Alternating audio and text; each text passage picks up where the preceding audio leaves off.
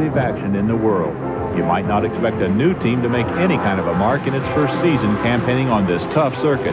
But one team has, and has almost dominated the series with their Z28 Camaros. Their name, Protofab. This is Dave Bowman. The overnight success of the Protofab team has taken everyone by surprise, but it shouldn't have.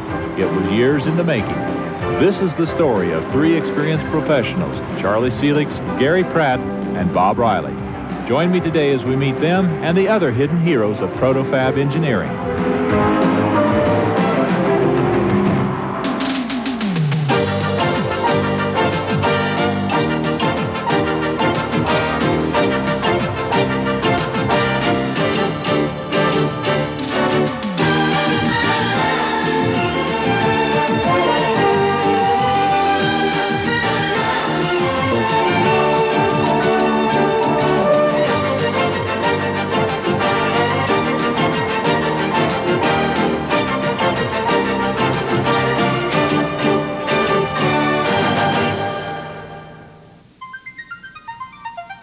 In the beautiful dairy land of Wisconsin lies one of America's premier road race tracks, Road America. Its 4-mile course, with long straightaways and treacherously tight corners, makes it a major racing challenge. This particular summer weekend marks the midpoint for the Bendix Trans Am season. For the Protofab Camaros, the beginning of their first season has been spectacular. They have not finished out of the top 5 and so far have 2 poles and 3 consecutive wins to their credit. Number 8 is a development project running a limited schedule. It's powered by a V6 engine, but otherwise it's the same basic car as its 2 sister V8s. Bob Riley is the Protofab partner who designed all 3. It was very easy to do this car because it seemed we knew exactly what our jobs were. My job was to design it, and Gary's job was to build it, and Charlie's job is to race it. So it all worked out very well. We just simply went to work. You know, we didn't really have to give each other assignments because we all knew what we had to do. And so far it's worked out well.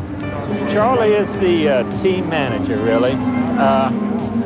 He's really when we get to the racetrack, really one person has to be in charge. Otherwise, you have a lot of people giving commands. So Charlie's in charge at the racetrack.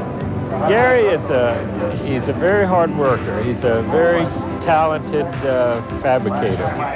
You find a lot of fabricators that can, bend the metal and do just beautiful work, but have very little race car experience. Well, Gary, he knows about race cars, so it's a combination, fabrication and race car mechanic. Bob's real great to work with. I've been working with him really since I've been building race cars.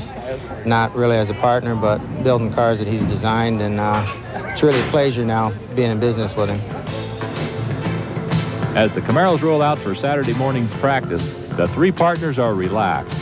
Though it's a new team, the 3 men have worked together many times over the years.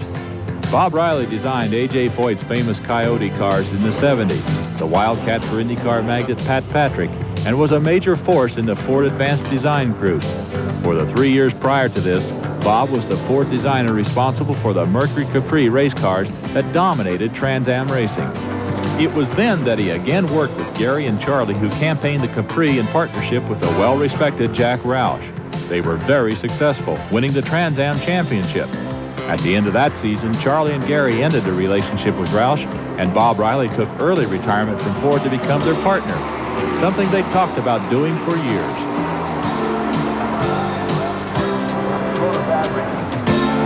Now, racing under the Chevrolet banner with most of the same team from last year, including champion Wally Dallenbach Jr., their main rival for this season's championship is their old partner, Jack Roush, and his new turbocharged Mercors. The last job I did before I left Ford was draw the Mercure, and I retired before they actually completed building it. So it is kind of odd running against the car. I'd like to go over there and help him out, but I can't do it. I respect the ability of Mr. Roush. He's very dogmatic and he's a hard worker. Jack's tough, really tough. And you feel good when you win over Jack.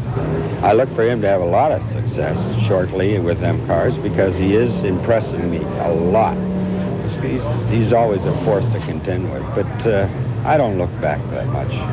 Ford versus Chevrolet, it's kind of Roush versus Protofab, which people don't really like to talk that way, but it seems like it's been working out that way. And we look at beating Jack, but we look at beating the whole field as far as if Jack happens to be the one that won second and third, or the one that's run the closest.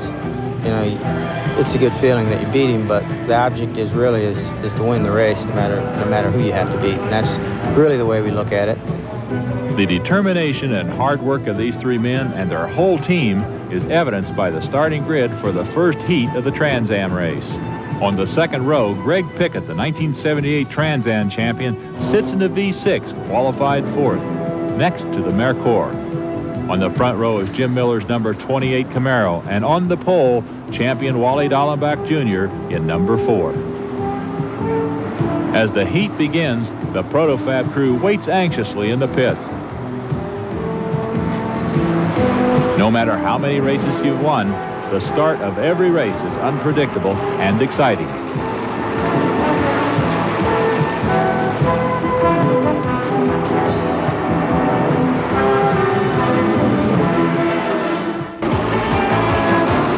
As the green flag drops on the first heat of the Bendix Trans Am race, the Protofab Camaros in the front row have already set a fast pace.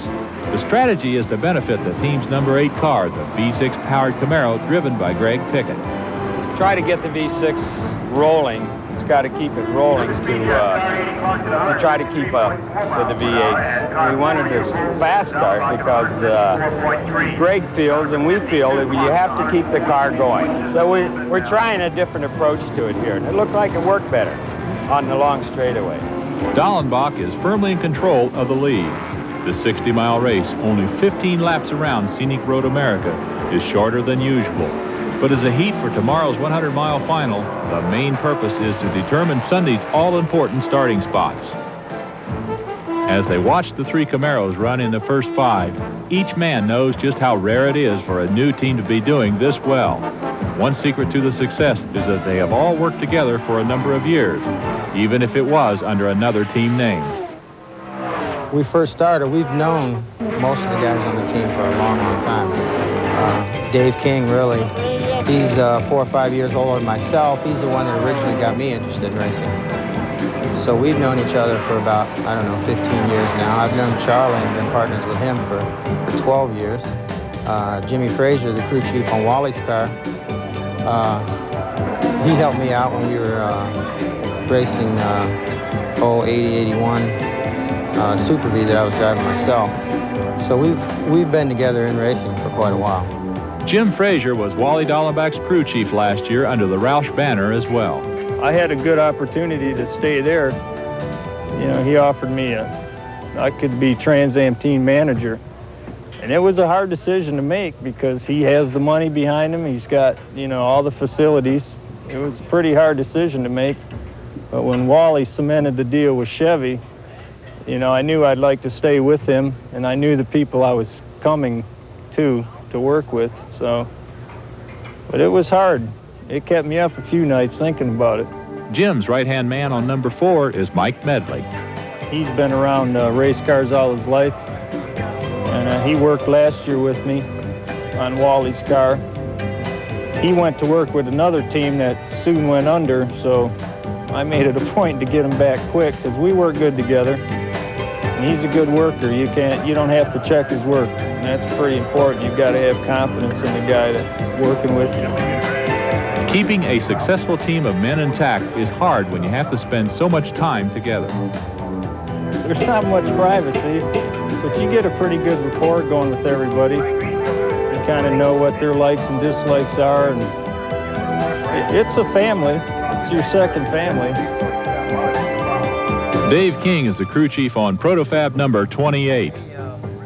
I worked alongside Dave, probably the first job I had out of high school in the gas station. Dave is always more meticulous probably than anybody else on the team. Sometimes you think maybe he's a little slower. That's probably because he's covering more things or looking at more things. But days probably saved the car 5 or 6 times by just looking at a little extra and finding something that nobody else found. Dave's mechanic is Carl Seberg, who followed him over from the Roush operation. Like Jim and Mike on Wally's car, they are generally unsupervised. As experienced professionals, they all know what needs to be done and do it.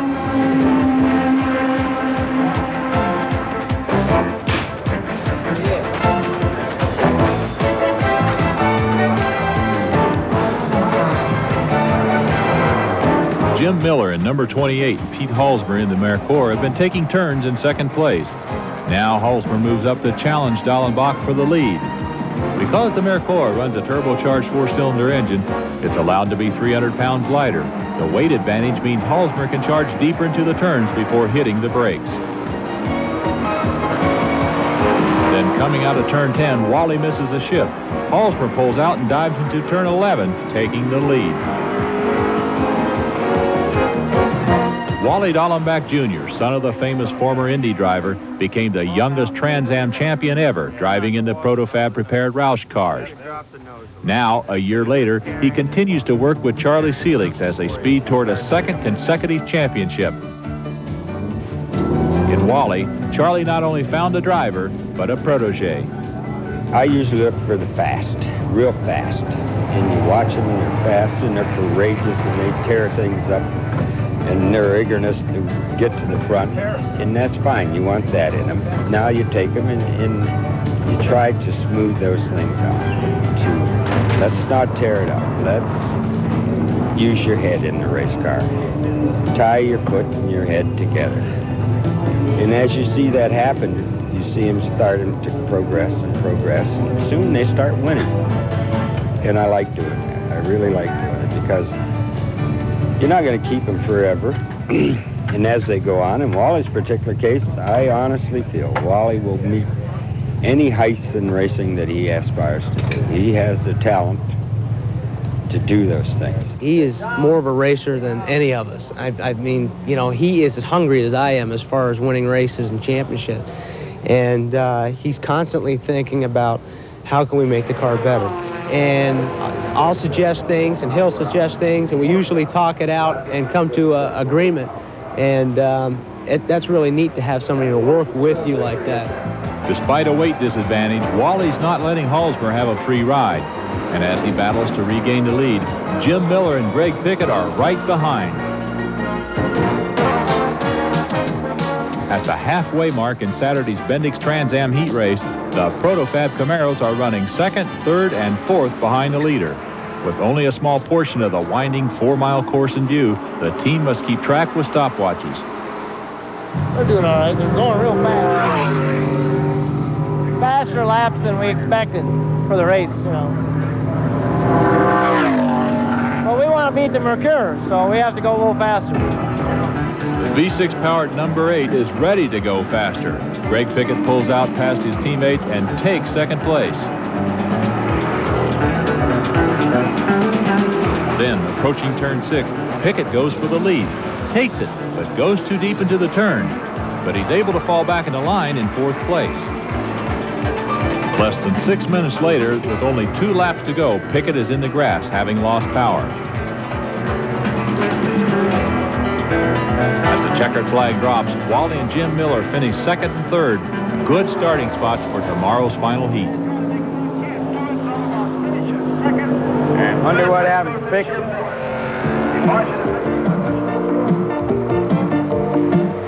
After the race, the habitual debriefing serves not only to inform the crew of what actually happened, so they can make corrections and repairs, but also as a release valve.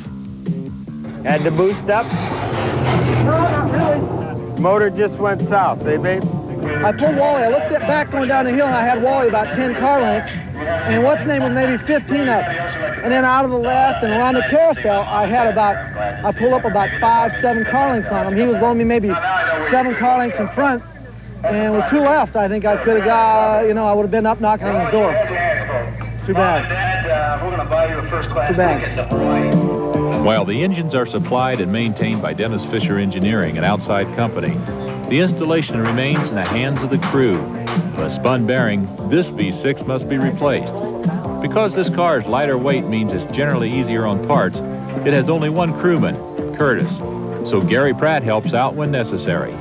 First impression to Curtis, you know, laid back, and you ask him, well, Curtis, we know your name's Curtis, but what's your last name? He says, Curtis, that's it, Curtis. That's the way we signed his check. That's his name, Curtis. We've had to work fairly close together because I've been helping him along with the V6. And he stepped right in the middle about a week before Riverside when we were, you know, it was 8 o'clock till midnight. And he stepped right in and worked those hours and didn't complain and just did a real good job. So we're real happy with him, too. Sunday morning, the quiet sylvan setting of Wisconsin's famous Road America belies the intense work that goes on in the Bendix Trans Am paddock area. Curtis and Gary have put another V6 engine in car number 8, but dropping out of the first heat Saturday means starting 20th today. We're at a disadvantage because of our back starting place from the qualifying race, but hopefully we can wear them down a little bit through the course of the 100-mile race. We'd have more advantage if it was 200 miles. The car doesn't hurt tires, doesn't hurt brakes. It's real easy on the components that normally go away. And the big requirement here is horsepower, so I don't know how it'll work. During the Sunday morning warm-up session, the crew must deal with the idea of a bad starting spot for the V6 and the fact that they lost the pole position for today's race. But they work calmly and with determination. This attitude prevails as the whole team prepares for the start of the 100-mile race. It comes primarily from one man, Charlie Seelix. He's a good motivator. He appeals to your sense of team. That's our team's very closely knit team, and he's the one who pieced it together. So he knows how to do that very well. And it just works very well. I try not to impose on him anything that I wouldn't do myself. If it's an all-night thing, I'm there with him. I don't leave. I like to be part of what's going on and a team member with him. But we don't do this for money. They don't work on these cars for money because you can't compensate them enough. I mean, you look at hours that you put in for the rewards, if it's monetary, it's very small. So the things I try to generate is the togetherness, the family-type atmosphere, in eating with them, sleeping with them, and I'm the first guy that likes to play, too. You know, I can lead that pretty good, too. So you have to have a group that wants to do this together and work together. The Protofab team wants to race together, and they want to win together, particularly Charlie. We will go to him. He will race. If he's got a boost knob, he better have it, because we're going to be there. We're not going to, it's going to be fast and furious. If he doesn't want to race and come off the boost, we're going by. Boost or no boost, the Protofab Camaros are ready for 100 miles of flat-out racing.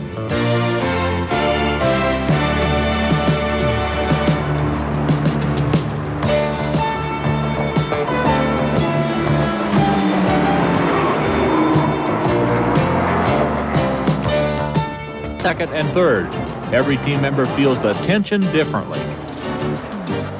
You never sleep as good on a race night. At least for me, I'm waking up a couple hours before I'm supposed to, checking to see when we're going to leave. 15 minutes later, you're back up again. You're constantly thinking as far as what you can do to the cars or what you forgot to do. Even when they're lining up to go, you think, well, should I run the other tires? Should I have done this? Should I have done that? Well, once it starts, there ain't nothing I can do about it then. Racers don't watch a race as spectators do. The team is intent on observing every detail they can. In some ways, they're already preparing the cars for next week's race. It's also a good way to keep busy and take your mind off the tension.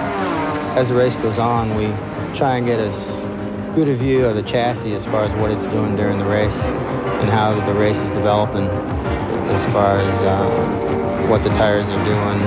I spend a lot of time timing laps on other people to see how their race is going, what their car is doing. Pickett loses it in turn 12. He had moved all the way up to 10th place, but with the damage from the spin out, it's only a few minutes before the V6 is out of the race.